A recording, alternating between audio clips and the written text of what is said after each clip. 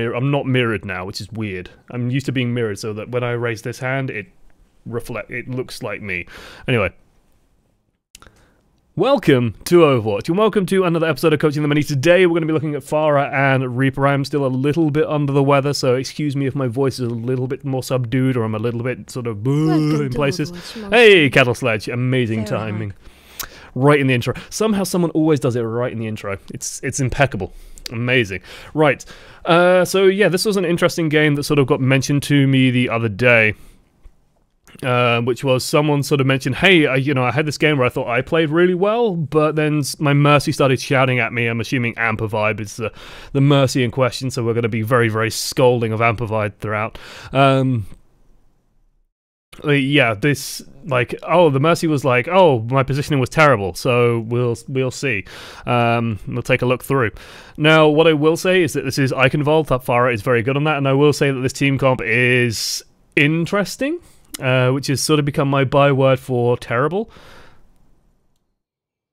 Also, this person plays without music, which is extraordinarily disorienting for me, because I usually gauge how long we have until the game starts by the music, so it's very weird to sort of see Overwatch without the music playing. But yeah, we'll be keeping an eye on the team comp. I see a Doomfist. Doomfist is what makes this team comp interesting. The Soldier 76 is quite nice to have, at least. You'll notice that we seem to lack a tank at this point, and we're going to have a Moira in a second or two. So we get a Moira instead of the Zen. Soldier runs out, and I think he might run back. Did they stick on the Soldier? I remember a Reinhardt. Might be thinking of the enemy team. Might need another tank. It looks like they're debating it. Looks like they're considering it. Yeah, we don't have a shield. That could be a problem, especially if we're going to try to choke. Doomfist identifies that, hey. No, one of the DPS identifies, hey, another tank would be pretty cool. It's so weird. It's so weird playing with that music. Again, I use the music just as an audio cue, just to tell me, like, hey, game's starting. So this is the cheeky strat. You can go for this. You can sort of hold off on this. It's not a bad idea to go for this. Hey, gestation period of one human being. That's about right. I'm not sure if it's like. I mean, it's 9 months-ish. Yeah, it's. Thank you for the support, my Opix here. It's very, very generous of you. Yeah, the only danger of doing this is that you can get nailed by a Widow, but honestly, if they're running a Widowmaker on attack and they're not like pro level, you're probably going to be winning anyway, so I'm fine with the cheeky spawn rockets. Just popping up and over and then just dropping a few and then just falling back a little bit, shooting at the choke. I think I would, and okay, so a couple of things have already happened that are important to take note of. First, this big red line here, this tells us this is like ridiculously 100% super important for us to pay attention to as Pharah. We should really be focusing on, hey, this red line over that way. This red line is really, really important because they have a Widow, and that's big. That's a big friggin' deal for us. That means that our positioning has to be a lot more careful. It means that we can't float around in the open. Widowmaker on this map will either sort of putz around in sort of this space, or she might get bold and go onto the bridge. If she gets bold and goes onto the bridge, you can actually go in for a kill on her. If she just putzes around here, then as long as you're around this thing, the clock tower, you are A-okay, or you can even be around here. The other thing I'd say is, like, just focus on holding this choke. Don't worry too much about spamming into this choke just yet. Just because, honestly, like, you're not going, like, the spam going into here is not going to be super effective. Like, there is space in the wall and space to sort of go up and over when you're around here or around here to still shoot. And then you see the Widow, and then it's like, okay, now we've got to play a bit more careful. And then you see they start coming through here, drift around. Fine with this. Fine with us hogging the clock tower. Less fine with our motion here. Like, this motion is a little bit unnecessary. You could honestly just stay, like, on the clock tower here and just either go this way, which is slightly risky. Going this way to me is very risky, because if you think about sort of cover, and I mention this a lot when I see Pharahs, and I talk about Pharah a lot, which is that the same concepts on the ground exist in the air, right? Cover is still very, very good in the air, just as good as it is in the air as it is on the ground. So flying out into like the biggest and most open space possible is a little bit of a risk. when you could be sort of more with your team, where you could just be staying here and giving Soldier space to just move around and kill this Reinhardt. We might be a little bit worried about contesting the point, but honestly, that's not really our job. And again, just be very, very careful when sort of poking out into these spaces, because the Widow gets a clean line of sight on us. And if she could hit the broadside of a barn, we'd be dead. Pharah is very, very easy to hit. Good target priority. Mercy does a stupid thing, gets punished for it. A-okay. Now, honestly, we spent a while starting to hunt down this Tracer, and I'm not the biggest fan of that. I like the fact that we use the I need healing button, but yeah, the Tracer is not our priority. If you're really concerned about the Tracer, you sort of say to Soldier, like, hang back with the supports and deal with the Tracer. We're much better at holding the choke, we're much better at putting pressure on tanks. Tracer versus Pharah is something that I used to believe was very, like, more heavily skewed to the Pharah. Nowadays, especially as I've played more Tracer, I will put it more towards the Tracer's favor. The Pharah occupies a lot of the Tracer's attention, and she will basically, like, you can, if you land a rocket, you force a recall instantaneously, which is nice, but you will very rarely kill the Tracer. And so the Tracer will just evade and dodge and sort of juke and jive and whatever. Meanwhile, you could be holding the choke, and if they start moving through a choke point, then easy kills. They start throwing the ults away, and then one of the most insane team fights I've ever seen happens. I don't...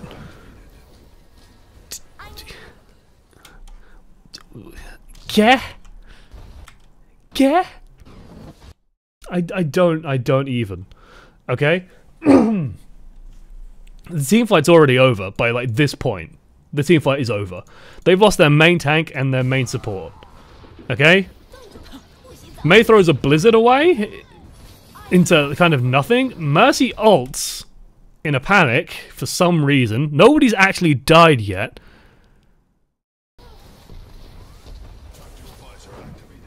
I went to the Tracer because I knew the team was dead swap when I heard the others. I'd be more worried about getting to the choke and just suppressing the choke. Like, you are more useful spamming when they're trying to reinforce. You'll be surprised the number of kills you can get with that kind of stuff. But yeah, what?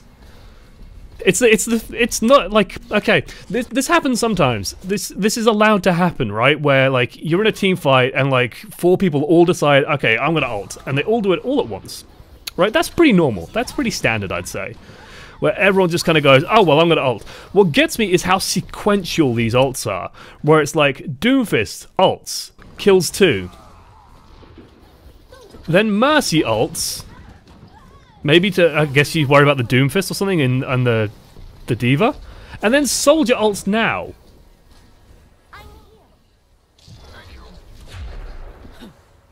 So yeah, like, so Hellraiser's just said in chat, just gold things. Like, if you're concerned, and like, this should be pretty obvious on sort of viewing back, but this happens all the time in sort of silver, gold. People just, like, consider their ultimates as an individual. Just try and keep track of team fights. It's one of the most important skills in Overwatch you could possibly learn, is trying to keep track of how a team fight is going and how a team fight feels. And when you see, like, 2 kills very, very early, you know that you can, like, you don't have to pull the trigger quite so much. I also just want to highlight, like, how effective this positioning is. I'd say we're a little bit too high in the air. We could probably be a little bit lower, but just raining rockets into this choke point, we actually do so much damage on a couple of targets. We don't get any finishing blows, which is unfortunate. But we're causing this Reinhardt so many issues. And we almost killed the Moira. We could have dived in on the Moira a little bit more, I think. Just like, we get the Moira low, you can dive down a little bit, try and get the kill on her, but hey. Like, this is sort of what we want to be going for. 1 second. My ear. Really itched horribly. Widow gives herself up for free. Pharah versus Widow, very simple. If the Pharah has clear line of sight on the Widow, Pharah will usually win. We mess up here by changing target to the D.Va. Should have changed target to the Reinhardt. Consider what's going to either get away or block you. Like, in this instance, I'd just say focus on the Reinhardt.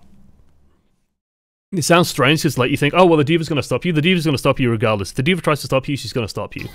The thing with killing the Reinhardt is it's much more useful to your team to just delete the Rein.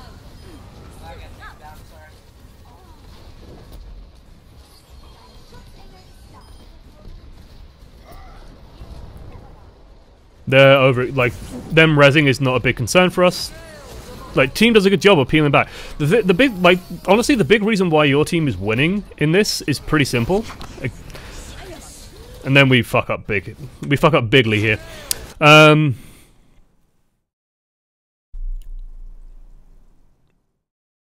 Like, the simple reason why you guys look so much more effective than their team is you're simply moving together as a unit half the time as well. And you'd be amazed at how this works, how well this works. Where it's like, the Reinhardt just charges onto the point, team all moves as one, there's nothing that can really stop you. Like, even if Soldier comes in and gets a couple of kills here, and it does because we jump up into the air for some reason, you silly goose. You silly, silly goose. Yeah, don't... If you hear tactical visor activated, or I've got you in my sights, like, just stick on the fucking floor. Just stay on the floor. It's very, very safe.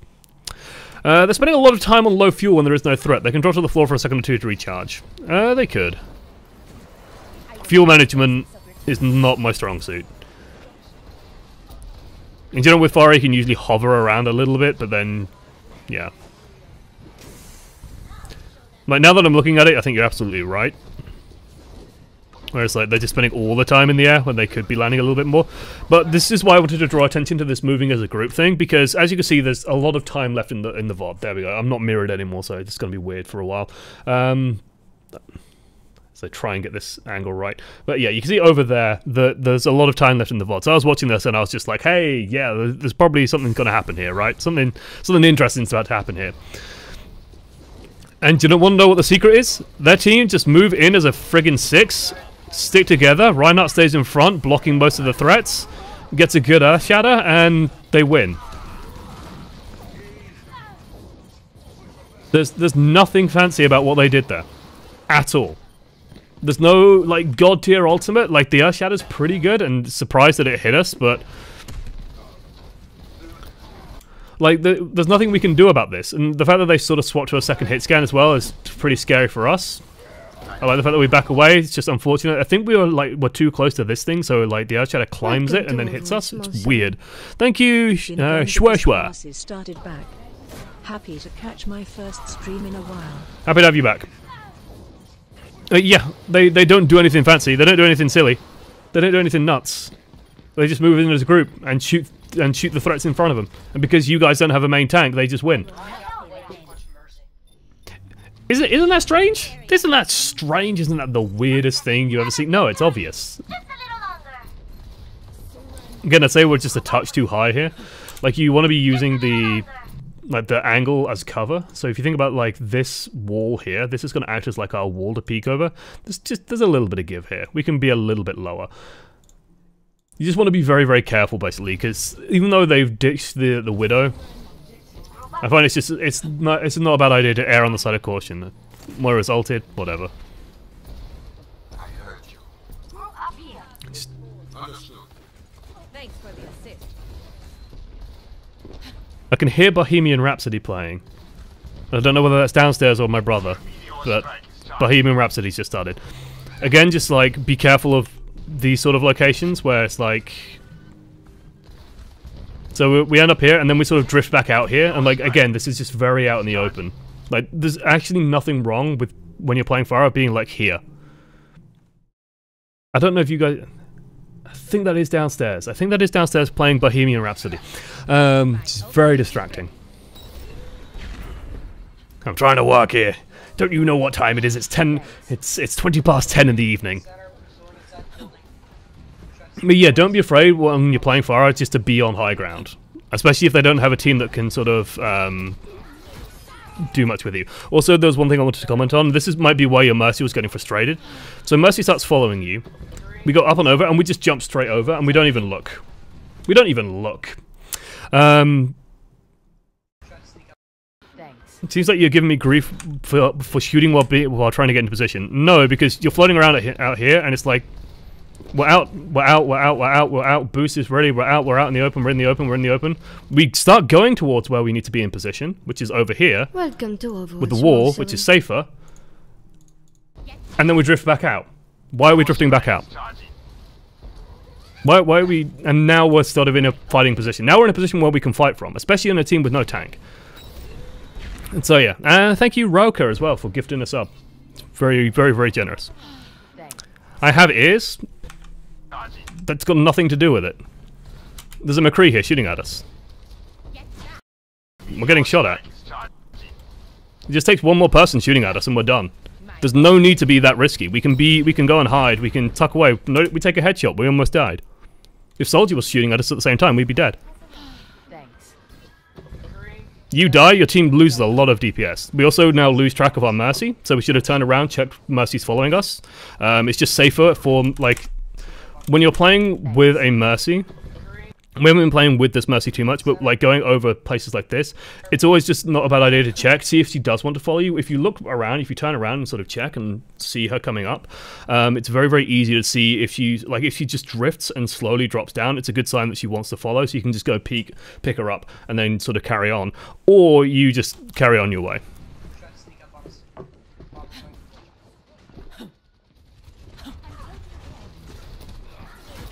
Slightly risky killing the McCree, but it's okay. And then we commit suicide here. There's 2 people shooting at us, we commit suicide. We press Q to respawn. There's no way. I can hear her? Yeah, but you don't check at all. Okay, let's just reiterate on this point one final time. So, let's say, in this situation, the Mercy wants to follow you. The Mercy wants to get to high ground. We jump up. She's just used Guardian Angel, so she won't have it for a second or two. We drop down. Mercy is not communicating, not talking. Mercy is now split from us. If the Mercy wanted to follow us, she cannot. She absolutely cannot at this point. And we've just sort of abandoned her. We could have brought the Mercy to high ground where she'd be safer. We could have brought her with us. Instead, she comes down this route when someone's calling out that there's a McCree in this sort of space. Like, this is dangerous. This is risky.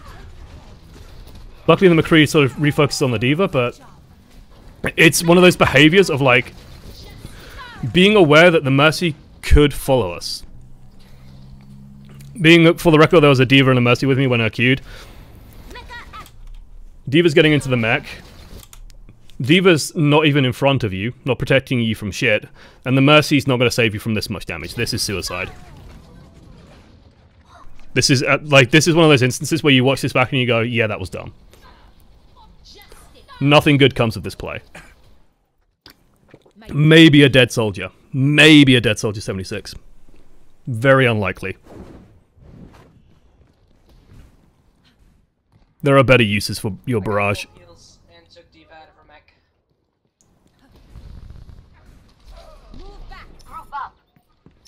Again, out in the open.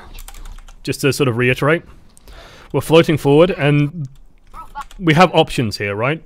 We could just rocket up, and you can honestly play from this space here. You can just drop down here, and then you can just peek up, shoot a couple of rockets, drop back down here. Be perfectly safe. You can actually bounce up and down in this space very, very quickly and easily. So yeah. Just got into mech means full defense matrix. Just got into mech means she's still in the getting into mech animation.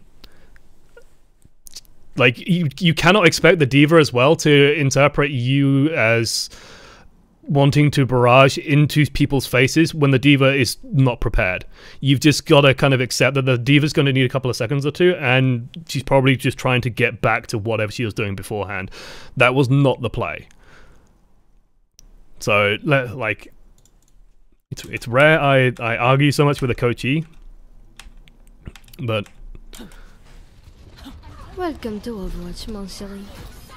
Maybe I should watch the channel. Hey, thank you, Rolly. Sometimes, not just pay the subscription. You probably should. Feels fun. Good luck on your exams, though. So she's calling in mecha activated, so yeah, there's about 2 seconds that it takes. About a second and a half, 2 seconds for her to get in, and then determine what she's going to do next. So let's count this out.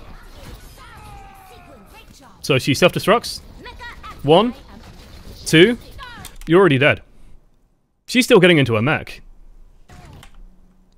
And so it's like, it's unrealistic. Like, and I think in general, even if she was getting into a mech a second earlier, it's unrealistic to expect your D.Va to be able to protect you during this. And especially, you can make the same argument of their D.Va's literally right here as well. So this could have been blocked. Like, there's no redeeming that play. Just saying, it was likely to get me killed. It could have gotten a couple of kills. I'm not as dumb as I look. you've got to, like, the issue that you're going to run into with this mentality of like, well, that was just a high risk play and I died, oh, but it could have gone really well. Chances of that going really well are pretty slim. Chances of it going really badly are very, very high, and it's recognizing that instance where that happens. Again, we just threw ourselves at a McCree there. Looks very, very silly.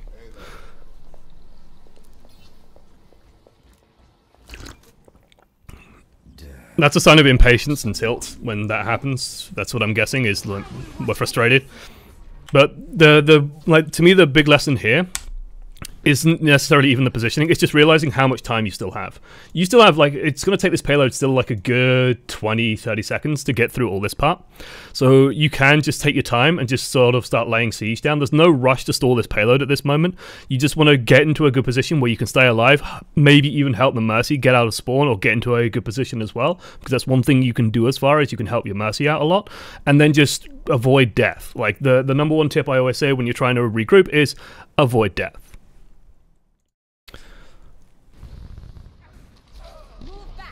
Like, soldier runs out on his own, dies, we run forward, out on our own, and die.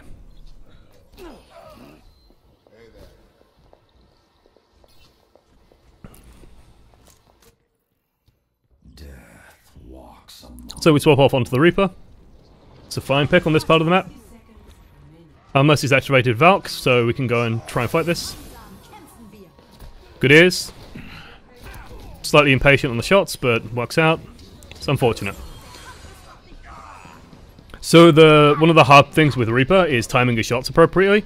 The one big thing I will say when playing Reaper, and what to avoid, is do not hold down left mouse button unless you are very, very confident with the rhythm.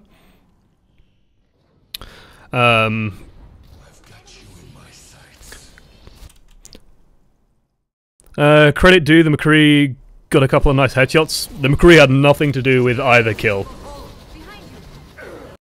Nothing at all to do with either kill. Both of those were our failures. This is where, like, so let's go over both of these, because, and this isn't to like embarrass anyone. This isn't like to go, oh, you're shit. This is to sort of have this realization, and I've mentioned this in the past when I've sort of talked about FFAs and stuff like that, and playing on Smurfs. When you're dealing with lower ranks play as if people are not going to hit. It's a really strange thing. So they play as if the enemies are not going to hit them. And so with like a play like this one, it's like it's expecting the McCree to miss their shots and us to land both of ours. The McCree lands 2 hits, that's all he really needs. 1 headshot, 1 body shot. Quite easy to do actually as McCree. Body shot, headshot. And honestly, 3 body shots as McCree is not very difficult. With this second play here, this is just impatience.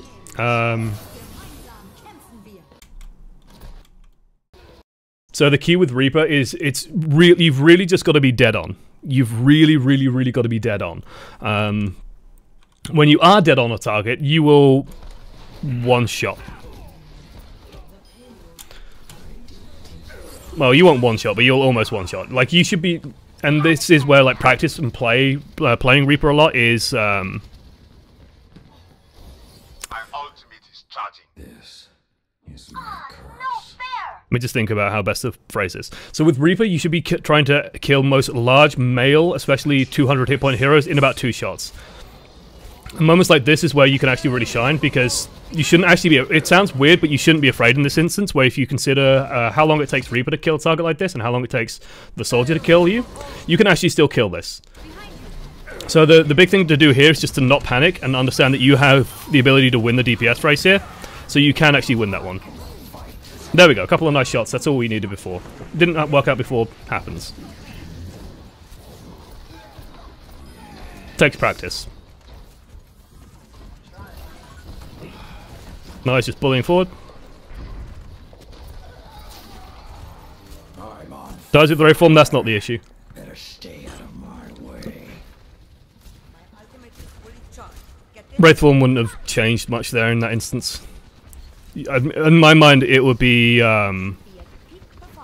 like, in my mind, it would be I kill the soldier here. And that's what I would go for. That's the play I would go for. Close range, soldier 76 versus Reaper. Reaper wins. We get a little bit lucky. The one thing I'll say here is that we we waste a few shots. So when the Earth Shatter comes in, the big thing you need to realize is that there's only, like, the Reinhardt is going to charge at some point. The Reinhardt is going to run in and start trying to do a lot of damage.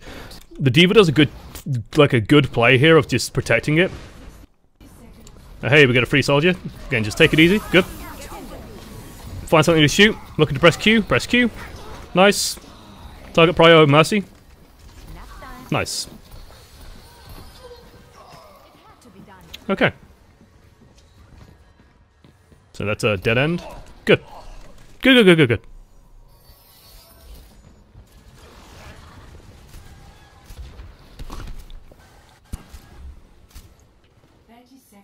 This is where we honestly play safe. I'd rather us be here. Sounds weird to say, but just it's nicer. Like if they come around this corner, we just want to be putting pressure on them directly.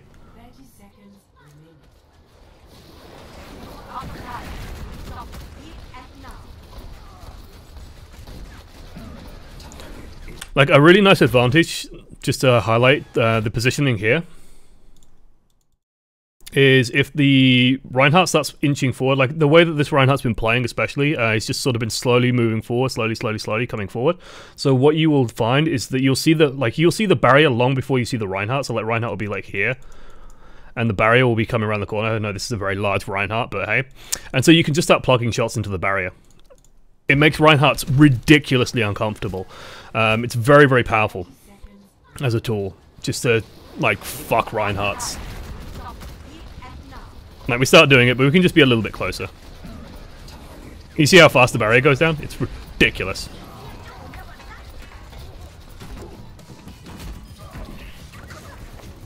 So we sort of get a bit stuck with indecision there. We get a little bit lucky there. Just gonna comment on the indecision. I find that's going in at this point because D.Va's going in, everyone's purple. Say okay. I think we get stuck between like deciding whether we should go and kill these guys or whether we should go and deal with the D.Va. Either option is honestly okay, I'd say at this point. I personally would have probably gone and dealt with the D.Va just because I think that the rest of the team could be handled at any point past this moment. And demacking D.Vas, especially in current meta, is very important because Mercy can't res them, which is nice. You just leave the baby D.Va alone for a little while, but hey, it works out.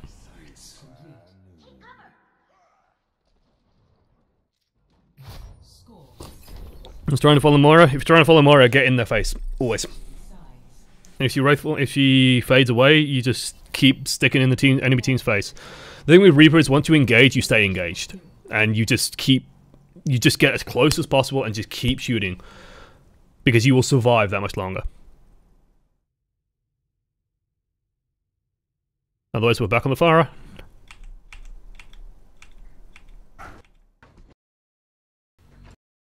Reaper is a weird hero. Like, you will be able to overextend a little bit more than you will be used to on other heroes, and you will be able to fight for longer than you'll be able to do on other heroes as well. You'll get away with more.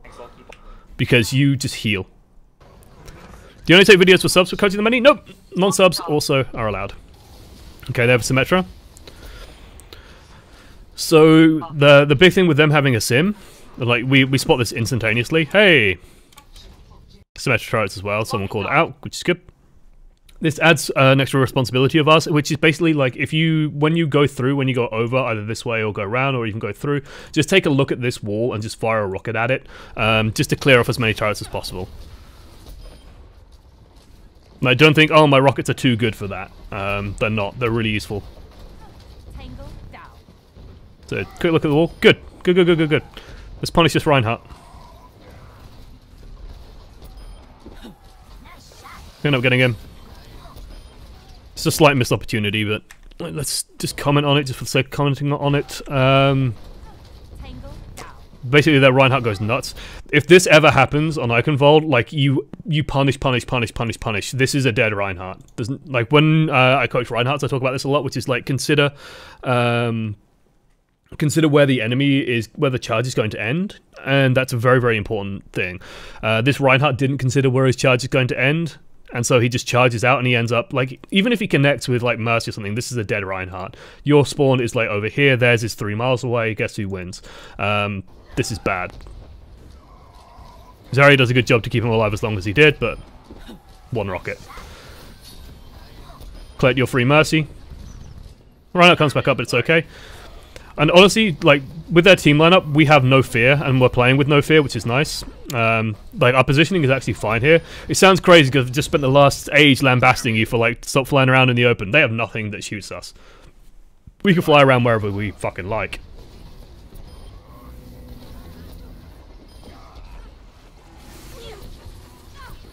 Fine with us trying to clean up on the sim. One more shot. Nice. And like, we can really take our time with this, and we are really taking our time, which is actually making me quite happy. Let's clear out the choke. We're over-focusing a little bit on this area. Where it's like 3 people are fighting this Genji. Just help your team clear that Genji so that everyone just pushes through. Like, right now, time is kind of the essence. Although Mercy gives herself up for free again. Do the Junkrat. So yeah, at this point, it's just a matter of being, like, methodical.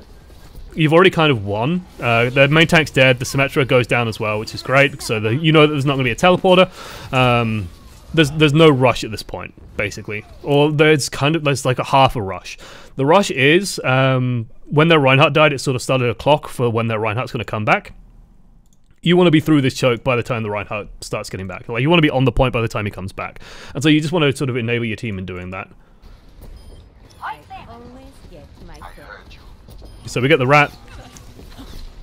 And then what would sort of draw my gaze is like the fact that there's like 3 people over here just still fighting. And there's something happening at the choke that we need to just go and deal with, so we'll go and deal with that. Mercy goes for agreed res, we punish it, which is great. Reinhardt's back and we're through the choke. That's underneath in the tower, I think. He finds us bullying the shit out of this Reinhardt. Nice. She's going for... No, she isn't. On my way back here. I will watch over you. Nice. Good. Very good.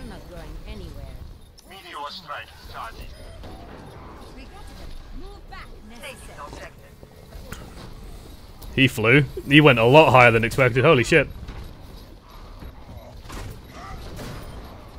It's going to sound weird, but I'd say you could have barraged here as well. This is a weird thing to sort of comment on, I suppose, after like lambasting earlier, like, oh, don't waste ults. Barrage is an ultimate that you can use relatively freely in instances like this. Like, I would have said you'll be fine suppressing Q here, instead of going for the conk. Just to get... Like, just to win this fight, just to shut it down. It's a little bit unsafe at the moment because he's just landed the Earth Shadow. You just want to get rid of him as fast as possible, so you just get rid of him. Barrage is an ultimate that you can use very aggressively, very freely. If it gets you 1 or 2 kills, it gets you 1 or 2 kills. You're not playing with a Zarya on your team, so that you don't have to really save it for anything. Like, you can just use it to win a fight.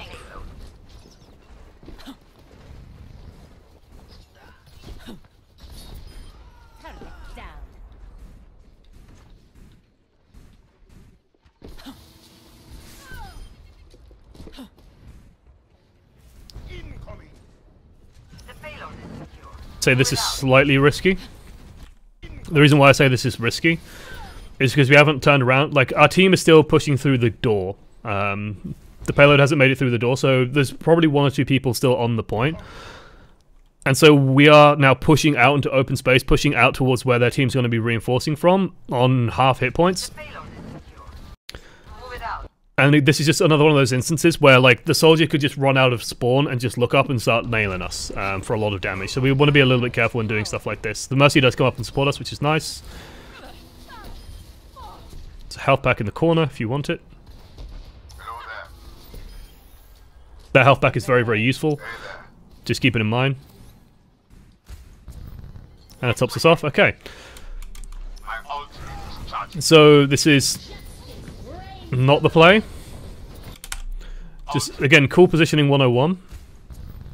So this wall is very, very abusable as Pharah. It should be abused as Pharah. It's very, very just useful. So sure, the soldier can run up, but basically what you want to be doing, if you think about where the most effective barrage comes from, it's actually literally, if I jump forward, Forward, forward, forward. There we go. You would be right here and just barraging straight down. It sounds weird, like, surely barraging, as we did, straight in is going to work. The issue with barraging straight in is it's just a very, very good chance that, like, someone just fires a rocket at us, someone headshots us. There's a lot that can go wrong with this play. Well, if you're doing it straight down from below someone, you're probably going to kill one or two. And all you need to do is get one or two. Like, if I could kill one myth in Overwatch, is that your ultimate needs to kill 6 people. Just needs to get 1 or 2 good kills. Ron, I'm gonna come right down. Let's look for that Mercy. The Ana's okay-ish. Would rather the Mercy, but the Ana works too. That's why I'd rather the Mercy, because lol, Mercy. At this point, yes, we focus on the Ana. Which we do, which is good. It's just a complete pain in the ass.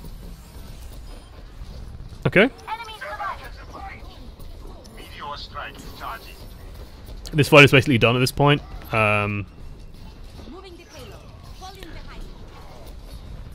The reason why I call this fight is done as well, like, I haven't even looked at the kill feed and I declare this fight being done. It's just because we can use our eyes, right? Their Mercy's healing shitloads of people, they've used a grav. It's just really us, and like all of their reinforcements have come out. This fight is kind of done. Like, we shouldn't be... This is not a fight we're looking to fight to win, basically, at this point. Which is why it's silly for that D.Va to sort of throw into that. It's good that we get the the Earth Shatter.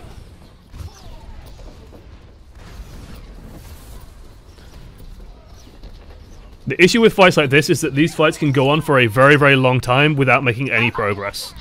And that's what I'm kind of scared of happening at this point. Should have stuck on the Zarya.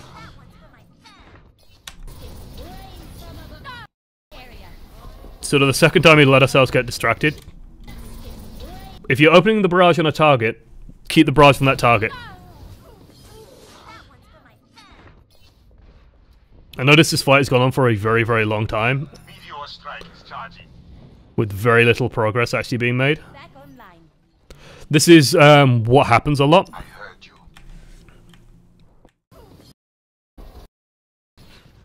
This is what happens a lot in lower ranks, where people don't think in terms of the fight as like a unit. Where it's just like, you could have had 2 clean fights in this time. I'm actually going to have to use the trackbar to jump back to the start of this one, because literally, like, a good minute passes. Still fighting, still fighting, still fighting. Oh, Jesus. Speed. Let's go 1.5.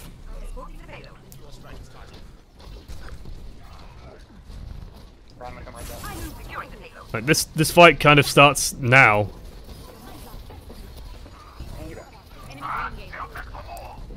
And already at this point, so Ana gets 1. Oh no, that's your Ana. Okay. And like at this point, I'd say, yeah, fight's done. Like, you got their Grav, you got their Valk, fine. Hey, okay, you still got 3 minutes, you got plenty of time. And you might be wondering, like, well, what's the point of, like, why would we give up? Why give up?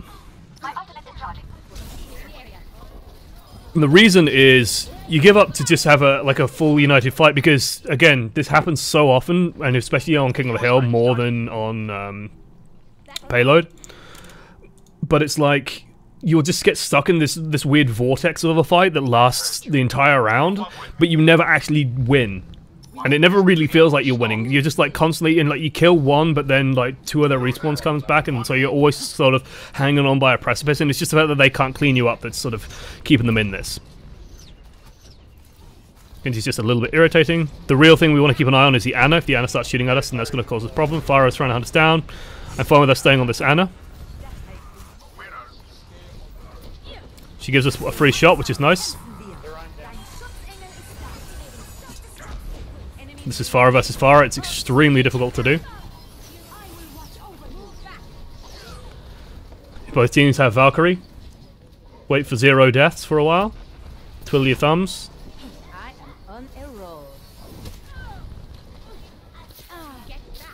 This is what I'm talking about with, like, the Ana being scary. That's a really nice shadow by Reinhardt. Yeah, I think he's just won you this fight.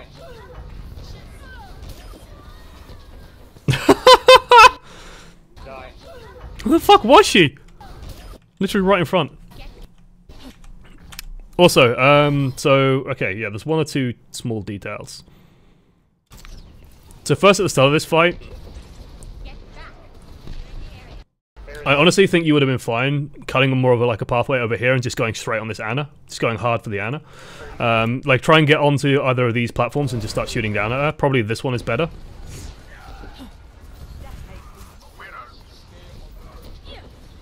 But it gives us this free shot, like, you're fine going for a couple of quick shots on that.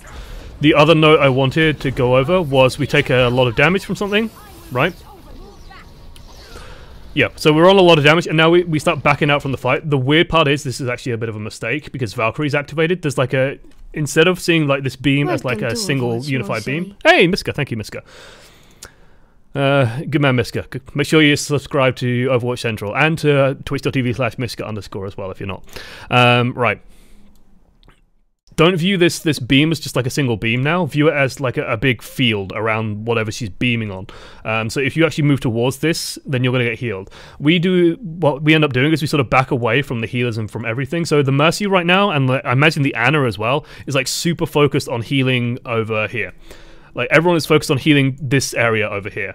We end up backing out, and it's just like, oh, please, please heal us. Want to press the I need healing button. Just, it's a good button. It's a good shot on the Genji. So yeah, you notice the Ana's like in front of us as well. So she's never going to heal us. Notice that when we start going towards the D.Va, we start getting heals. You just want to be like, if you look at where the healers are and look at what the healers are focusing on, you can generally like figure out, and I'm aware that this is going to be like a lot of processing power to put towards stuff like this, but it's worth learning as a skill. Look at what the healers are looking at, look at what the healers are focused on healing, and then try and be near that if you are low on health and just press the I need healing button. I guarantee it works so much better as a support player. It works so much better than just like backing off a mile away and going in voice chat, guys, I need healing, what the fuck? That never works.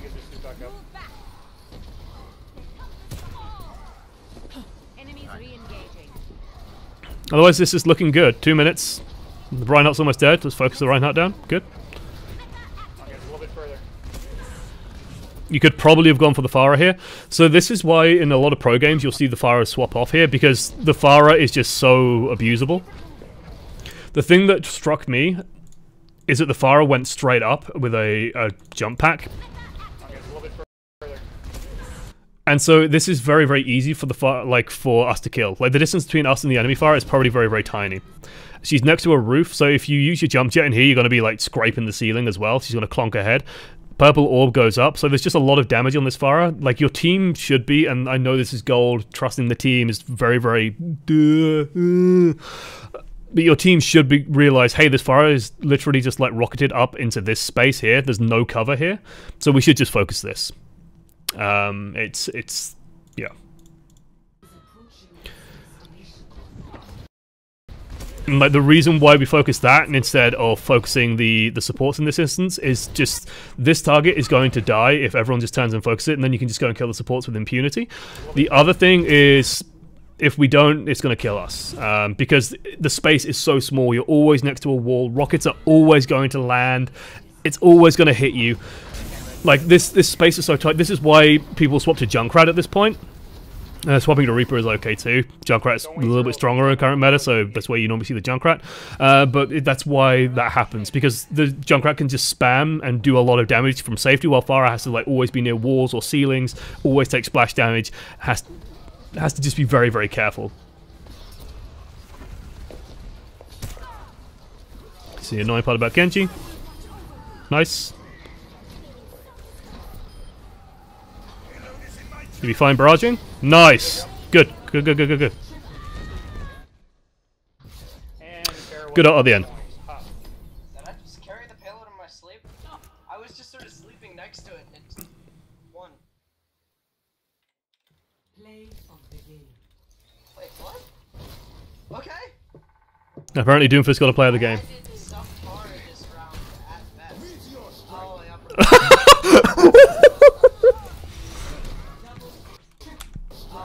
And okay, I've got to do it. I'm sorry. 1 second, bear with me. I need a soundboard. I need like a thing. There you go. Let's go from like here. Wait, what? Okay. I did some part of this And at best. oh god, just feels bad, man.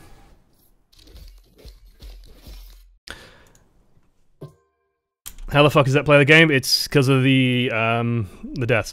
So yeah, the bad positioning, like just to comment on it, it is what I suspected it would be, which is just a couple of instances of just like being in places you don't need to be, in unnecessarily vulnerable places, fairly often. Oh, it's kind of where it's like we could be in safer places a little bit quicker and still being just as effective. And like one of the weird things and sort of the discussion earlier on about, you know, this play in particular, like, is this a safe play or is this a, you know, is this just a risky play or whatever, is every single time, like the way that I approach Overwatch is like a series of probabilities. And like when you're thinking about plays in Overwatch and probabilities, I'm just gonna let the video play while I try and talk and focus. So if you're thinking about like making plays and making like using an ultimate, using resources, doing anything, taking a risky position, you're technically making a bet on probabilities.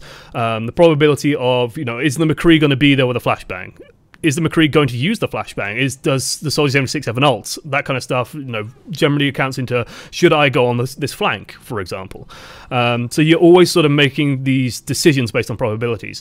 One of the hardest things to learn with Overwatch is learning, and this only comes really with experience or with watching a huge amount of Overwatch, and especially watching people get better at Overwatch. The big thing is realizing that a lot of the plays that newer players make are usually very, very high risk, and they're usually going off the assumption, well, if it works, it's going to be so valuable. I'm going to kill like 4 people. So just to take into like the opposite account, this soldier makes a very high risk play by just running around this corner, because he literally just runs into a Reaper shotguns, a Reaper who's being healed. In straight statistics, the amount of time it takes the Soldier 76 to kill us, 1, 2, 3, about 3 seconds.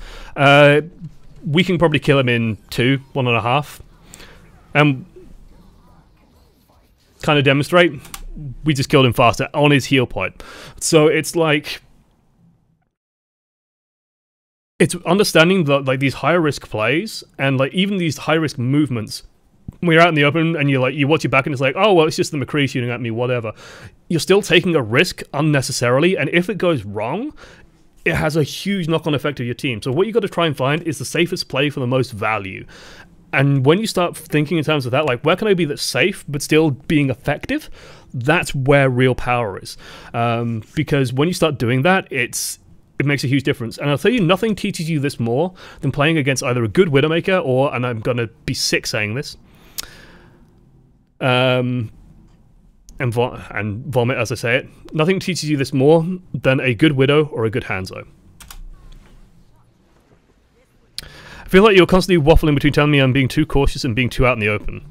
Whereas when you're out in the open, you're too out in the open. Sometimes you might be being too cautious as well.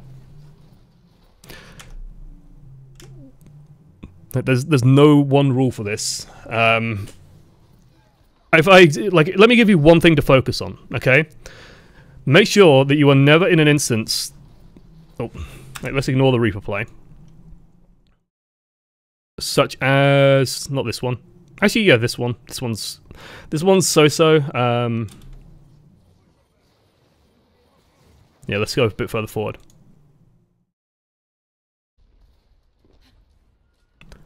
If you are in this situation, retreating from the first to second transition, you want to be either up here or up here as quickly as possible. You could even take a risk and be over here. You do not want to be in this airspace. You want to be out of this airspace as quickly as possible, because this is where all the threats lie. There could be a number of things happening right now as well. They could be transitioning back to the Widowmaker. Someone had a Widowmaker on first. They could swap back to it. Widowmaker's pretty good on this point. And you're playing on the Pharah. And like this dip here is so concerning to me about like this idea of being safe or being like, this dip is so risky for no reason. There is no benefit to flying out away from the cover after using both of our movement tools to flying towards the open while shooting, compared to just being up here and shooting down as well. There is no benefit to this movement.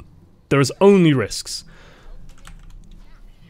And when you realize that these sorts of things happen, and this is why I say like a good Hanzo or a good Widowmaker, because what you will notice very quickly is you will do something like, you will do an option like this where you move into a risky position rather than a safe position, and you will just die. And you will just be dead. Because they hit the shot, and you just die. I learned this very painfully when playing Zenyatta, and like I'm much more considered with my right clicks and stuff. As a result of it, because if you think about sort of Zenyatta right clicks, there's a temptation, like let's say that I'm playing Zenyatta and I'm up here, there's a temptation to like sort of walk to the edge here and just like shoot down with a right click. Technically not the safest play. The safest play would actually be to do it from here and sort of be a little bit more covered by the wall and like covered by the terrain here, or wait for a tank to do it rather than just peeking out on my own and then taking a shot. Because if you're playing Zenyatta, and let's say I have Transcendence ready, and you think, oh well, I'll just take a shot, I might kill someone, that could be amazing. You go forward and then Hanzo headshots you and you die and you have Transcendence, you've just lost your team the fight. Because they'll go, oh, the healer's dead, go, go, go, go, go, go, go, go, and you lose. And so these plays, these little risky slips where we're sort of moving into the open, where we're moving into open space, and I mean, like, not this one. Like, this sort of return from spawn is just like, you know, why did this happen? How did this happen? Why did we even think that this... And, like, this isn't to go, oh, you're being an idiot. This is, like, why did we think this would work? Is this tilt? Is this... There's nothing good about this situation. Nothing is good here. Except maybe the fact that this McCree is a little bit close to the wall and we might be able to land him with 2 shots. But chances of us winning this, so slim. So slim. The risks are so high. Isn't using the wall more predictable versus Hanzo though? Yeah, but it's safer for me. I spend less time out in the open. He's not going to shoot a scatter arrow upwards either. Like, there's no benefit to us moving out here than just being in this position and occupying this space and firing a couple of rockets. Yeah, Nazgul's commenting on Valk. Like, let me comment on Valk. Like, when I say Valk, I mean Valkyr. Valkyr is the thing with Valkyr is he knows when to go in. He knows when to minimize the risk. And you'll notice with Valkyr, he won't just go in like this, straight from the front. The way Valkyr would engage this is he would probably go up, come this way, and then fly down this way. And if he wants to go on that McCree, he'd probably just sort of jump down and just dive bomb straight from the McCree. 2 rockets dead from the McCree's blind spot. Because he's already fired the first rocket by the time the McCree's turning around and looking, and then by the time the McCree's firing, the second rocket's already connecting. So that's sort of where Valk gets his plays from, is he will take these safer pathways. And I'd even argue that this pathway here isn't that safe, and I don't think he would even just dive bomb in this anyway. He would just sort of take his time, regroup, get ready for the next fight. He would just be setting up in position, either here or over here, and then looking to get in position when the fight begins. When people's attention is focused this way, he can get in, start doing damage, that kind of stuff. Valkyr plays a very, very high risk, like carry style Pharah. It's difficult to do, and it's the product of hundreds and hundreds and hundreds and hundreds and hundreds of hours. So, good luck. But it'll never look like this, basically. You'll never see Valk look like that. Right, now's the time for questions. So if you have questions about Pharah, Reaper, DPS in general, Eichenwald, how do you get them to do a video? Excellent question to start with. It's all in the chat at the moment. Right, I'm going to do a scene transition, even though you won't be able to see my face, because for some reason this doesn't work. Maybe if I hide this, and there we go, now it popped up. When playing against the Widow, isn't it Pharah's job to deal with her? Somewhat. It's partially yes, partially no. When the Widow is sort of behind and safe in the team as well, as it was in this instance, no. Like their Widow was playing on low ground behind the team. Very, very hard to go and deal with that as the Pharah. You just want to stay out of its way and just suppress the choke, in my mind. If the Widow's off on her own, then yes. Like, basically, if the Widow has no one else to support her, you can absolutely engage her. If I go over here... Am I going to have to do this every time? Right, just, like, do this. I don't know what I'm fucking up with that. Okay, sound. Speaking of hands, like, let me go vomit. Hero Galleria. Do I even have the new skin? No, I don't. Let's get the new skin. Asp. Equip. Beautiful. It's a really nice skin. I really like the skin. I don't like the dance though, so let's do something else. There we go. Okay. Time for questions. Questions. So yeah, if you do want to send in footage, it's all... Oh wait, I'm on the wrong thing. But I turned that off. There we go. That's why that wasn't working. So yeah, to have footage reviewed, send it into reviews at Gmail. It's all in the description if you're watching on YouTube. Otherwise, it's all in there. It's pretty simple. If you have doubts about do I want to send stuff in, send it in. Which healer is best with Pharah after Mercy? That's actually a good question. I would say Zenyatta, just because basically when you're playing Zen, it's very easy to just throw an orb on the Pharah if the Pharah is trying to do something, and then just sort of forget about it. And if she wants healing, she can just fly up or fly back towards you, and you can just put an orb on her again. The hard part with like Lucio is that you're stuck on the ground. Like the nice part about playing Lucio Pharah is that if the Pharah wants healing, she just lands next to you and gets some heals, and you don't have to really think about her that much. But when playing Moira, like Moira is complete shit with Pharah because she's, like there's no point shooting an orb upwards. If you're shooting orbs, you want them bouncing around in the area for a while. So like don't ever shoot them just straight up. And then playing Ana is just a complete pain in the ass because most of your team's going to be in front of you, and the Ana's going to be like the Pharah is going to be flying around in the sky. It's not good synergy. In a few recent programs, I've seen pharmacy versus pharmacy duels where the Pharahs are targeting each other rather than the Mercy. Was that just a fluke, or is there actually some reason to do that? It depends on the pharmacy. It's completely dependent on the pharmacy, who's playing it, who they're playing against, how confident they're feeling on dealing with the enemy pharmacy. All of this stuff gets weighed into it. So the decision tree works like this, okay? So it's like, let's just do it as like PHM, okay? So the decision tree is this. The first decision is, am I better? I should not be writing this. This is not going to work. Am I better? If yes, engage. Yeah, let's fuck writing this. This is going to take way too long. So if you think that you're better than the enemy Pharah, you engage. The reason why you engage is you just go and kill them. And it shakes their confidence because it makes them sort of go, wow, I just got fucking owned. Holy shit.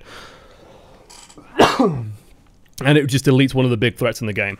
If you don't think you're like a gap above them, then the next question you have is their team clumped up, or can I do a lot of damage to their team? Because if you can do a lot of damage to their team, what will sway the battle is whichever Pharah has the most output will probably end up determining the entire fight, unless there is like a soldier or a McCree on the ground. If there is a soldier or a McCree on the ground, you need to keep an eye on the ground and deal with the ground, in my mind. But otherwise, like, if one Pharah is busy shooting at the other Pharah and the other Pharah is shooting at the floor, the Pharah shooting at the floor, if she doesn't die, will win. But the thing that's very, very difficult, and this is why you see the Pharah versus Pharah duels, is it's very difficult to shoot at the floor, dodge stuff coming at you from the floor, and dodge the Pharah in the sky. It's very easy to have like a moment of inattention, and in that inattention die. So that's why you see the Pharahs engage each other and like focus on dodging rockets and sort of not do much of anything. But if you watch, I think it was... I need to double check the schedule to make sure this is a match that actually happened. It was one of the VOD reviews I did, I think from week 1. And I think it was Fusion in that match.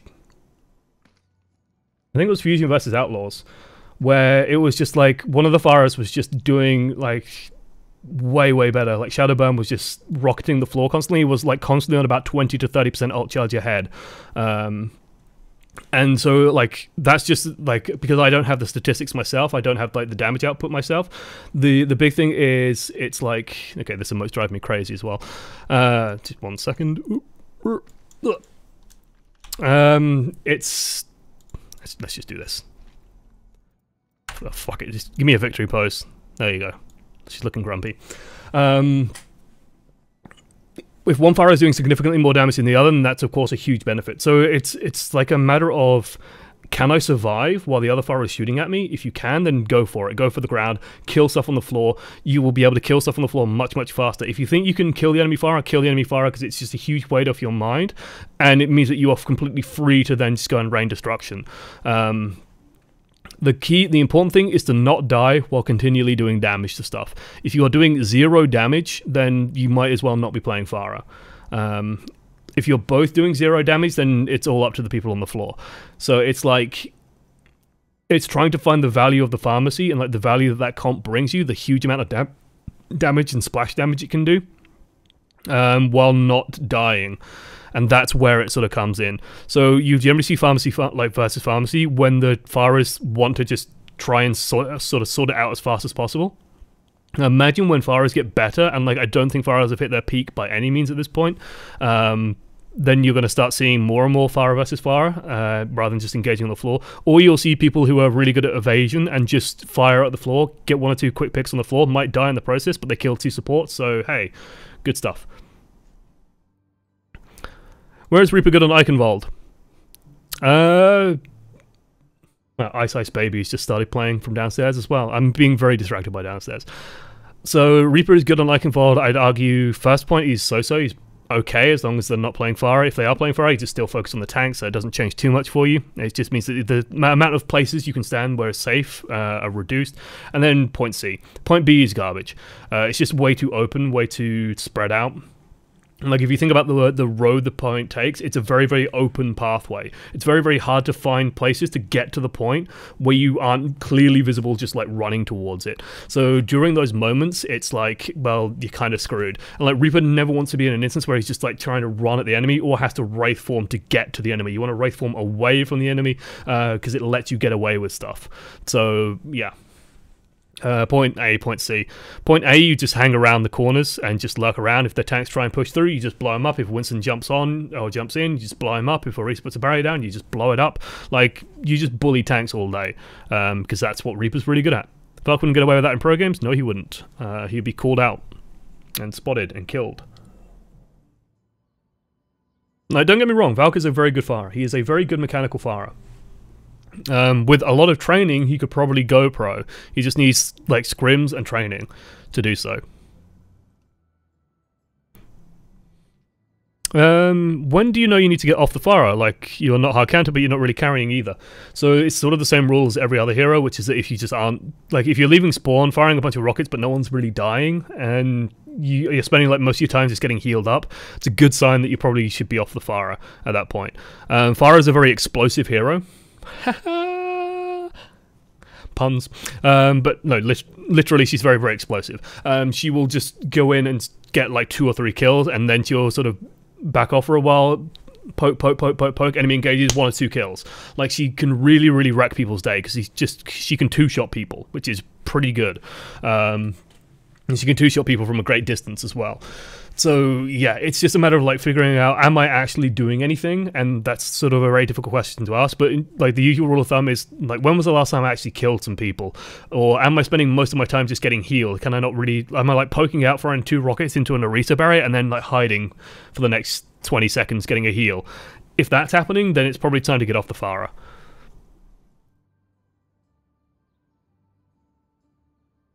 Eichenwald bridge phase. I don't see a lot of boots. Isn't sacrifice of the boot cost necessary? Don't overthink boops. Don't overthink them. The concussive, like, booping is a very, very useful tool, but I would say that just focus on, especially until you start getting to like Masters GM, just focus on mobility. If a ton of people stand next to the edge, and especially like if it's a Reinhardt or some shit and he's just next to the cliff edge, then by all means just shove him off it. But otherwise, it's just much more useful to have that mobility tool, that resource in your back pocket, being able to dodge and jive and stuff like that. Like, most of the boots we fired were literally just into a Reinhardt barrier, just knocked someone around a little bit. We had a really good one when Reinhardt landed in Earth Shatter, but like, don't overthink them. Basically. Signing window for Overwatch League Stage 2 has started already. Nice, that's interesting. I would assume Pharah is easy to hit. Yeah, if you're asking like why, did I miss a question, or like why they shoot the Pharah more than the Mercy? Oh, Pharah's targeting each other rather than the Mercy. Sorry, I completely missed that. I thought rather than the floor. I just completely zoned out. Rather than the Mercy, yeah, Mercy's too evasive. Like, Mercy has Guardian Angel on, what, 3-second cooldown? So even if you land the first shot, the second, like, she can just dash away. What you will usually see Pharahs do is what will usually happen, like standard mobility for pharmacies, is the Pharah goes up, and Mercy will Guardian Angel, and you'll see during this window, that's when the Pharah will go in for a kill on one of them. If that window is passed, then you just ignore the Mercy, because she can just float back, and then when she needs to, she can just like drift forward or like drift down and go to another support, stuff like that. It's very, very difficult to do.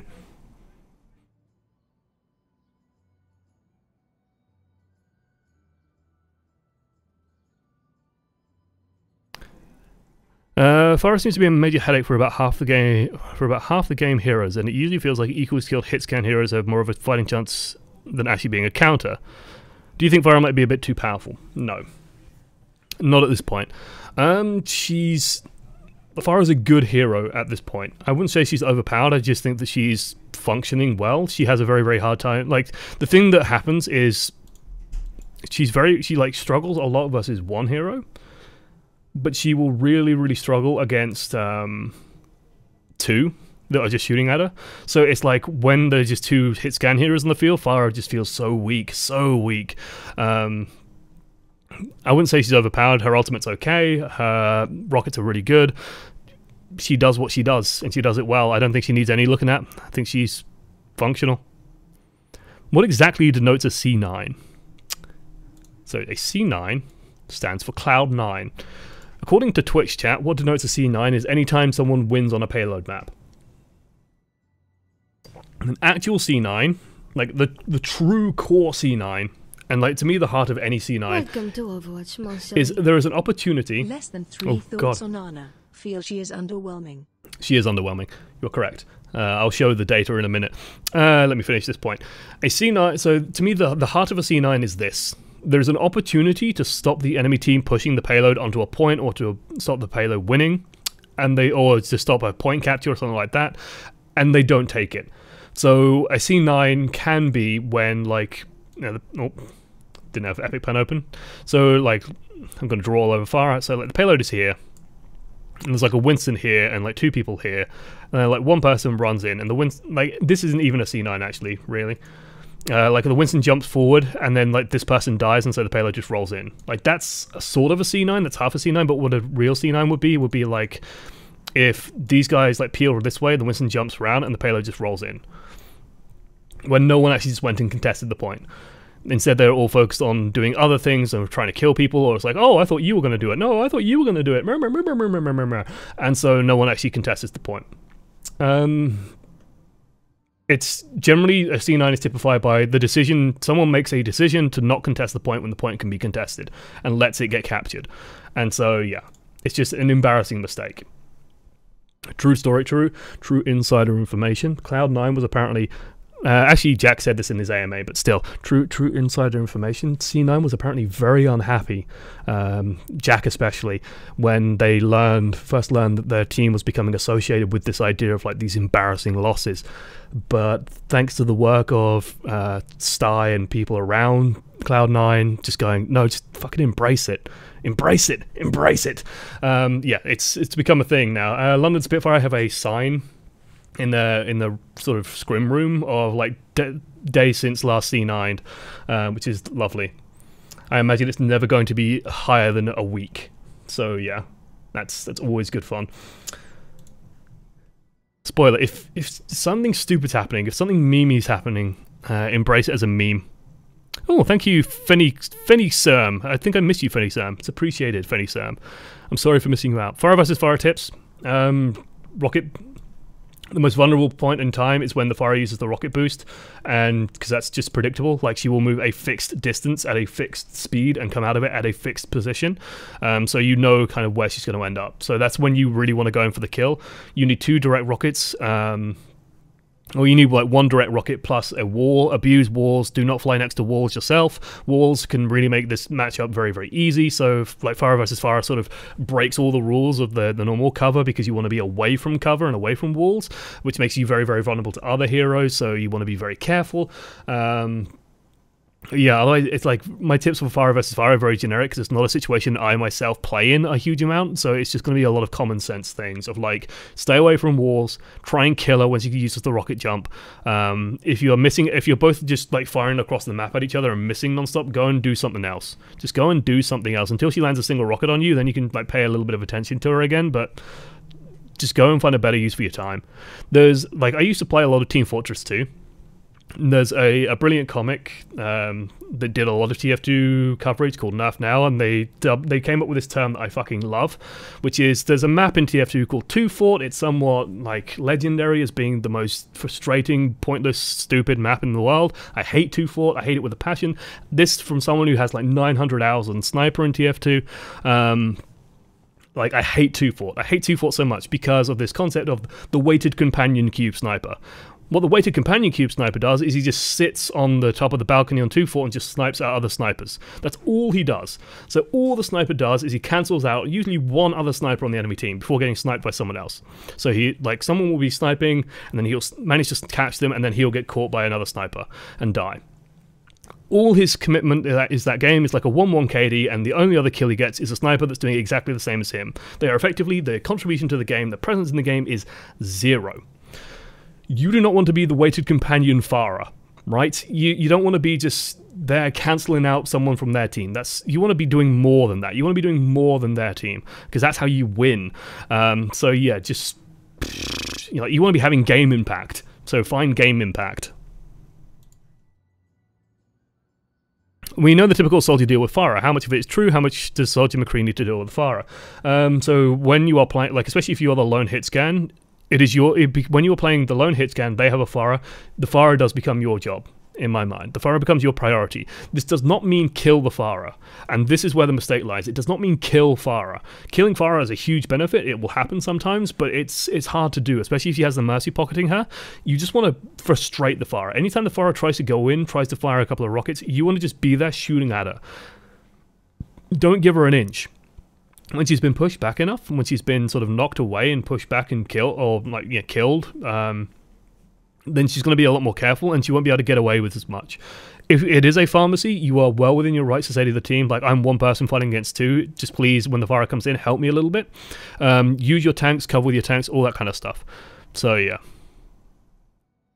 If I'm playing Mercy and a Tracer or Genji is diving on me, the rest of the team don't have comms, what should I do? Should I switch or should I try to do something?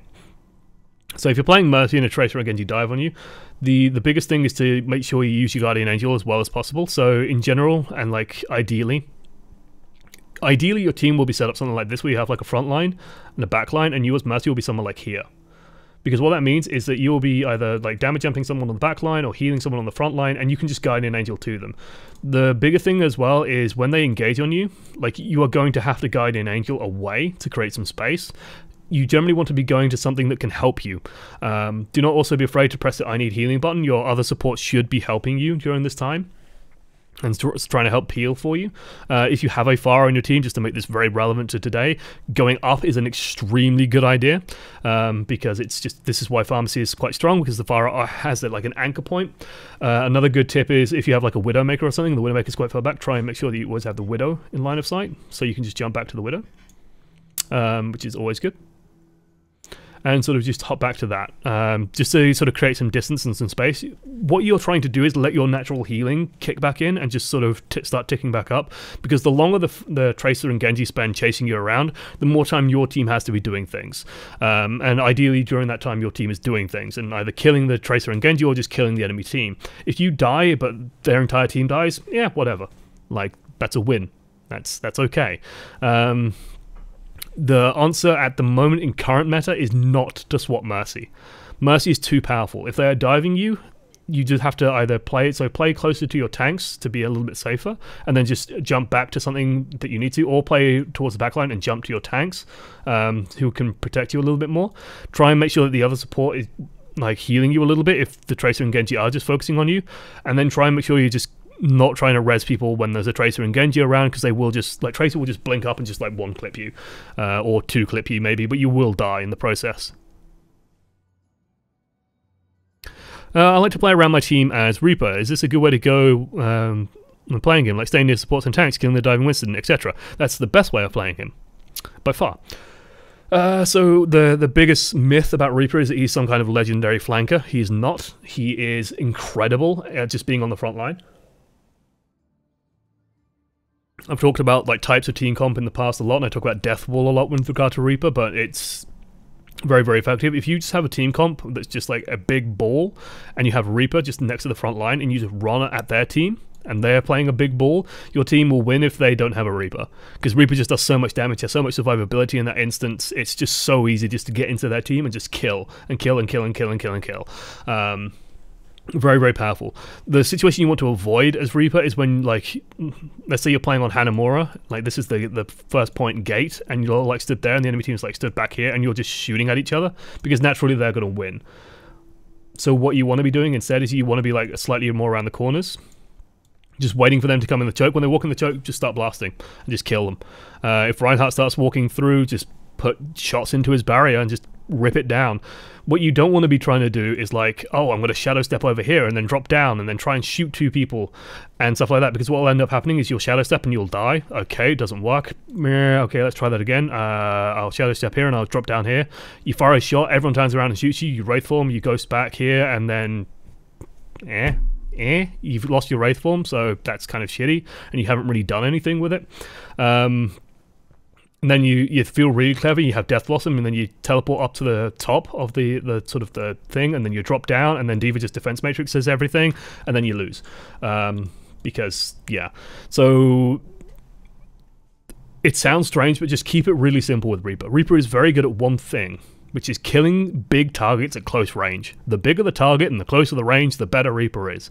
If a Winston is just repeatedly jumping into your team and you're just stood with the supports going, yeah, whatever,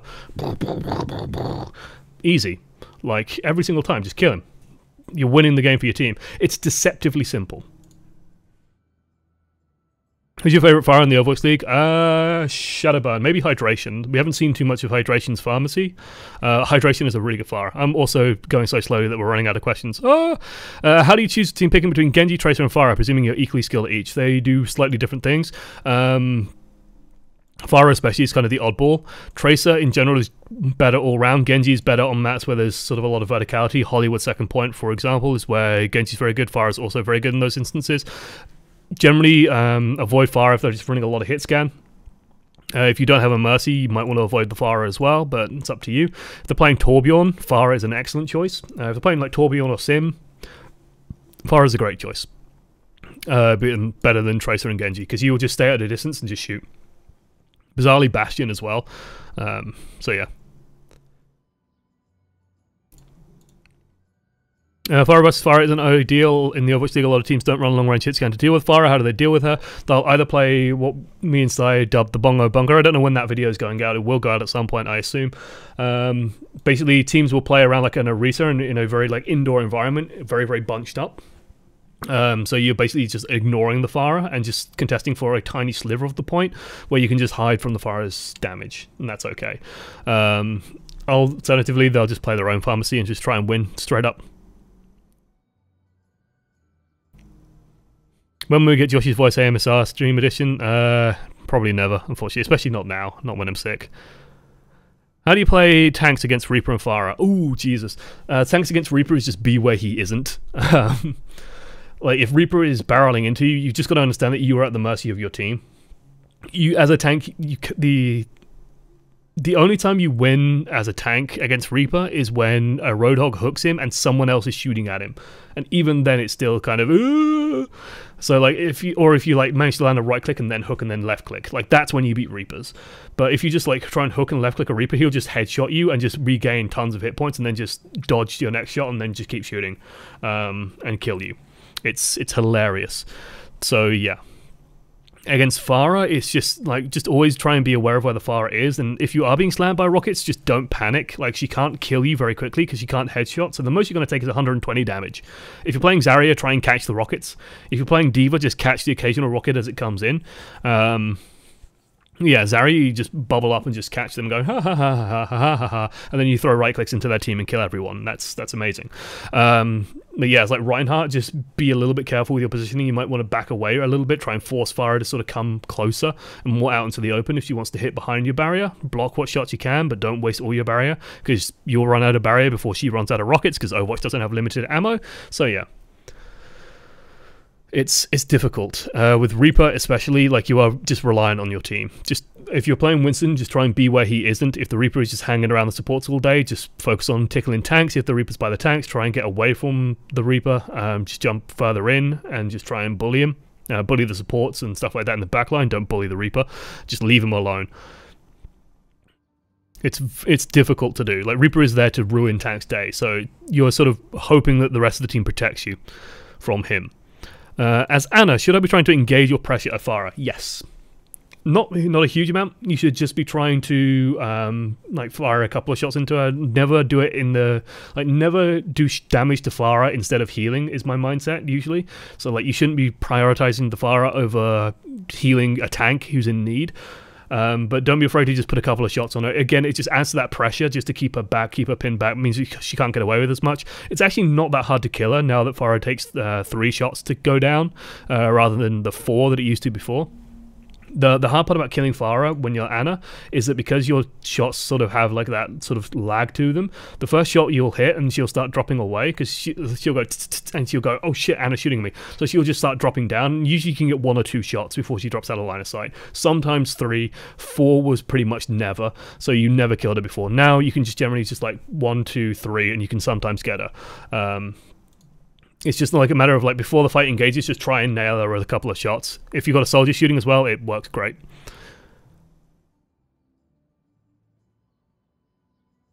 As far as I can tell you, Ana is really scary and she focuses you. Yeah, you basically put the fire off for a while. I mean, it's like playing fighting against a good Ana is like playing against a good Widow. It's just that she's much, like, Ana can't one-shot you. Widow can, and Widow can two-shot you as well, which is scarier.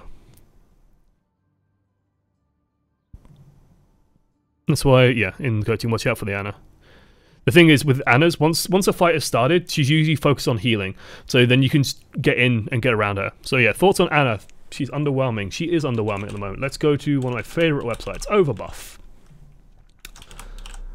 I like referencing Overbuff. It's always a useful website to go and check on every now and then. So if I go here, bring this over. So if we look at win rates, I click this, and we're ordered by win rates. Symmetra, overpowered. Ooh, Orisa, tasty. Nice. Ana, ooh, right at the bottom as well. 4% pick rate, so good body of data as well to look at. In bronze, no surprise to see Sombra near the bottom, but Ana near the bottom. And you'll generally see, I think, Ana will not leave the bottom 3 until maybe hit Grandmaster, and even then. Lowest in Platinum, lowest in Diamond, lowest in Master, second lowest in Grandmaster. Hanzo being the lowest in Grandmaster, which I think is very telling about Hanzo. So yeah, it's one of those things of like, it amuses me so much when people get really tilted about, you know, oh my god, why do we have a Widow on our team? Widow's win rate compared to Ana is laughably different. Ana in general is just quite weak at the moment. There's a whole host of reasons why. She has a reload, her healing is very easily blocked by a lot of things, so it's easier to sort of get something between Ana and what she wants to heal and then just block a lot of healing. Her healing is slightly unreliable as well, especially on ladder, like considering most players play around gold plat, like the accuracy, if can we actually see healing? Can we order it by healing? Yeah, so like, why would you play Ana when you could play Zen and probably be dealing literally twice the damage, as well as providing Discord orbs, as well as providing reliable healing, as well as having a better ultimate. Lucio Moira doing way more healing, Mercy doing shitloads more healing. It's pretty telling. So yeah, Ana's just in a lot of trouble at the moment. Like, my general word of advice is like, the times when you can play Ana are very few and far between. If you have a lot of tanks, if your team is very clumped, and if their team, like unusually, if their team is very clumped and doesn't have a D.Va, you could consider Ana then. Because if you get a grenade into that, then you will just win instantly. The number of times that works is very rare. London Spitfire tried to do it when the team ran the Bongo Bunker. and they tried to just get like an Ana grenade into it and try and kill everyone there. Didn't quite work out for them, but I appreciate the effort, and also the consequence of that strategy was they didn't run a Mercy, which... No, you run Mercy. So yeah. So yeah, thank you, Alamadi. Let's do one or two more of these because I've done a whole pile. A question about D.Va. Should I be more defensive? Should I be more defensive or offensive with her? I started to be more aggressive, but I usually only zone and go only aggressive when I'm 100% sure I can get someone. Widow or Soldier alone on the high ground. Is that the right way to go? It sounds about right. Without seeing the footage, it would be hard to say. What I will say is that D.Va has become more aggressive as a hero because of the rockets, and because Defense Matrix got nerfed, quite rightly. So basically, it amused me, by the way. Jeff did a video very recently. If you haven't watched it, go watch it. Talking about like Mei, like I'm just gonna do my Jeff Kaplan. So Mei is one of those heroes that really worries us when we buff her, because she, like Mei being too strong becomes oppressive. And I just thought, what, like Mercy isn't? Like the entire Mercy isn't the sort of the spoke around the entire game turns. Like, come on, Jeff. But D.Va's another one of those heroes. When D.Va is too powerful, yeah, the entire game becomes all about Defense Matrix, and Defense Matrix just takes over the entire game. So yeah. Basically, with D.Va, you should be playing more aggressive than you used to. If you're not, then you're probably doing something slightly wrong. And then it's, like you said, it is finding opportunities where I wouldn't say 100%. I'd say you could probably push that to like 90, and then just try and make sure that you're winning most of those fights. But yeah, just finding opportunities to go be aggressive, kill one or two people. If your team's playing dive and they're not playing dive, you can absolutely go with the dive. If their team's playing dive, you might want to be a little bit more passive, try and save the supports a little bit, try and use Defense Matrix on them a little bit to stop Tracer like one-clipping someone, and that works really nicely. But yeah, it's difficult to sort of say without, again, seeing gameplay. So what I'll say is that if you haven't changed your playstyle since the nerf, which was a while ago now, you should have probably changed your playstyle a little bit more. Make use of those rockets, blow people up. Good stuff. If Pharah was an ice cream flavor, what would Pharah be? She'll be a delicious mocha, because she is a delicious mocha. C9 discussion too soon. Soon's back cap is magical. Tavik did a better one. I think it was Tavik. I want to Google this now because I'm sure there's a clip of it. Tavik back cap. No, I don't want... maybe it wasn't Tavik. Maybe it was a different... it was on King's Row. And I just remember it's just like a Tracer just blinks through their team, just gets onto the point, and then like their team all pushes forward and it just rolls it in. It's friggin' hilarious. That was a while ago though. Like, I think that might have been either soon after release or maybe even beta. So yeah, long time ago. Recently, in Overwatch League, teams have started using anti-dive comps with Orisa and Roadhog and usually Junkrat. Do you feel this happening because Mercy meta and this competition will fall off in Stage 2, etc., or because of no Mercy, or is this comp here to stay, irrespective of Mercy encounter to dive? I want to highlight two things that you mentioned there, which is Junkrat and Mercy. What two heroes are being nerfed? Junkrat and Mercy. So yeah, that is going to change. The game will either do one of two things, and I don't know which. You've seen teams do this a lot where they're running this quad tank with Lucio Moira. That will either become very, very powerful, or alternatively, dive will come back. So the thing that Mercy does is Mercy skews the value of kills. So the way that Overwatch used to be played, and like almost always was played, was that the first pick, like there was a statistic floating around that like first pick wins you 80% of fights or some shit like that. Like it won you the overwhelming majority of fights. If you got first blood, you had a huge advantage. So what ends up happening is teams just try and get first blood as fast as possible. They try and fight. So that's kind of what dive does. It finds the weakest target on the enemy team and goes and kills it as fast as they can. And usually if it's like a Zenyatta has huge value in a team fight. Zenyatta going down has a massive impact on the amount of healing, damage, and support happening overall in a team fight. So killing Zenyatta is a big deal. So what you're looking to do then is have teams oriented around the idea of let's just blow up one of the supports as fast as we can. And so that's sort of ended up happening for a while, right? That's what the dive meta was. What Mercy does is she changes that statistic, because now if you have a team that can sort of take the first blood, but then protect the first blood or be around the first blood long enough for the res to go off, or Valkyrie gets activated and just picks it up anyway, committing super hard on the first blood doesn't get you results. So the thing with dive is it overextends you. Like dive will put you in the enemy team's backline. So if the enemy team is playing this durable comp and you get a kill and then Mercy just picks it up, you've lost that advantage. And suddenly you're all out of position, and suddenly you're surrounded by heroes like Orisa, Roadhog, and Junkrat, who are very, very powerful at that close range, who will then just turn around and start killing everybody, because their damage output is way higher than Tracer Genji. So what Mercy's done is she's basically slowed the game down, and this is why Widowmaker's come in, because Widowmaker can just sort of take her time. She takes a little bit of time waiting for the opportunity, but when it comes up, she'll get the shot, kill someone, get the res out usually, and then you can sort of either kill another person and then go in, or you can just take your time, try and kill a Mercy, or wait for another opportunity. So like Widowmaker favors this sort of slower, more strategic team play, while Dive favors this faster pace of team play. The other thing is tank meta could come in, because Moira has so much AoE healing, Lucia's got a lot of AoE healing, that could combine in a big way. So we'll see with that. I don't know which match it is, I think Fuel had C9, yeah. Yep, that's the soon game. We're questioning, but are Pharah and Reaper actually good against something like Torb, Sim, Mercy? Reaper less so. The issue Reaper has against, so the thing with Torbjorn is like a mini Reaper. His right click is less reliable, but a good Torbjorn could probably work around that.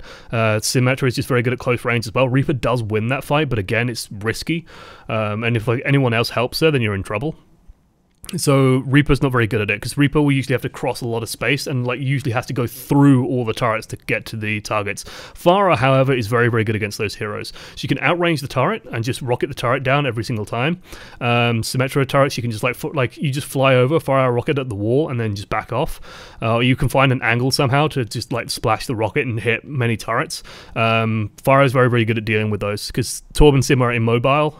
Pharah is super mobile, so it's just very powerful. See, any other questions? Because I am like really behind. It looks like people have stopped asking questions, which is good. Any tips on predicting when an enemy Pharah will be to hit rockets in a duel? Again, track the rocket movement. Any tips for hitting Pharahs as Zenyatta?